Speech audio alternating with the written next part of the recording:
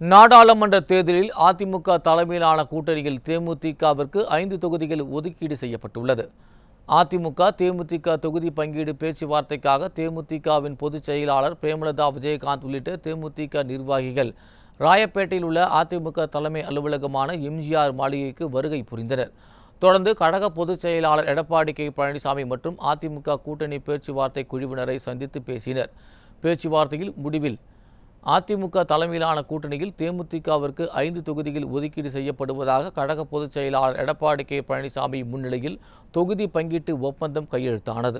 தலைமையிலான கூட்டணியில் தேமுதிகவிற்கு திருவள்ளூர், மத்திய சென்னை, தஞ்சாவூர், கடலூர், விருதுநகர் ஆகிய தொகுதிகள் ஒதுக்கீடு செய்யப்பட்டுள்ளதாக கழக பொதுச் செயலாளர் எடப்பாடி கே பழனிசாமி அறிவித்துள்ளார். 19/4/2024 அன்று நடைபெறவுள்ள நாடாளுமன்ற மக்களவை பொதுத் தேர்தலில் அனைத்து இந்திய அண்ணா திராவிட முன்னேற்றக் கழகம், தேசிய முற்போக்கு திராவிட கழகம் கூட்டணி அமைத்து தமிழ்நாட்டிலும் புதுச்சேரியிலும் தேர்தலை சந்திப்பதென என்று முடிவெடுக்கப்பட்டுள்ளது. அனைத்து இந்திய அண்ணா திராவிட முன்னேற்றக் கழகத்திற்கும் தேசிய முற்போக்கு திராவிட கழகத்திற்கும் இடையே இன்று 20/3/2024 புதன்கிழமை ஏற்பட்ட ஒப்பந்தத்தின்படி அனைத்து இந்திய அண்ணா திராவிட முன்னேற்றக் கழகத்தின் தலைமையிலான இக்கூட்டணியில் தேசிய முற்போக்கு திராவிட கழகத்திற்கு 5 தொகுதிகள் ஒதுக்குவதென தீர்மானிக்கப்பட்டுள்ளது.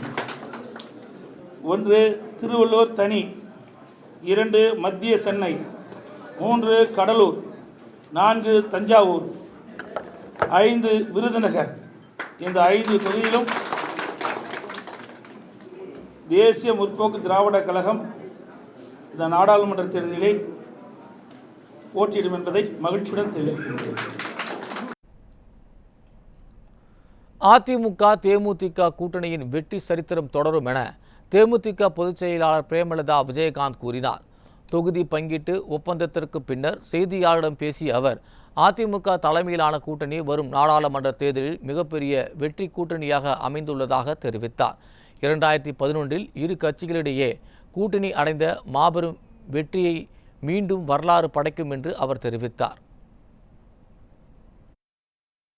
முதல் முறையாக அனைத்து இந்திய அண்ணா திராவிட முன்னேற்றக் கழகத்தினுடைய கட்சி அலுவலகத்திற்கு இங்கே வந்திருக்கிறது உண்மையிலே நான் மகிழ்ச்சியாக கருதுகிறேன்.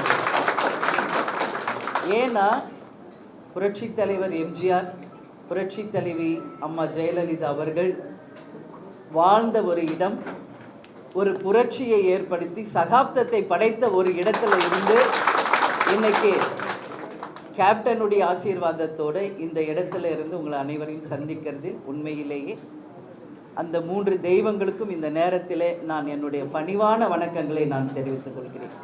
2011 ஏற்பட்ட ஒரு மாபெரும் வெற்றி கூட்டணி மீண்டும் உருவாகி இருக்கிறது என்பதை இந்த நேரத்தில் மகிழ்ச்சியோடு தெரிவிச்சுக்கிறேன். அந்த வெற்றி மீண்டும் நிச்சயமாக இந்த பாராளுமன்ற தேர்தலிலும் அதுக்கு அடுத்து வரப்போகிற உள்ளாட்சி தேர்தலிலும் 2026 நிச்சயமாக இந்த கூட்டணி தொடரும். இந்த கூட்டணி ஒரு மாபெரும் வெற்றி கூட்டணியாகவும் அமையும் என்பதில் இந்த நேரத்தில் நான் எல்லாருக்குமே சொல்கிறேன்.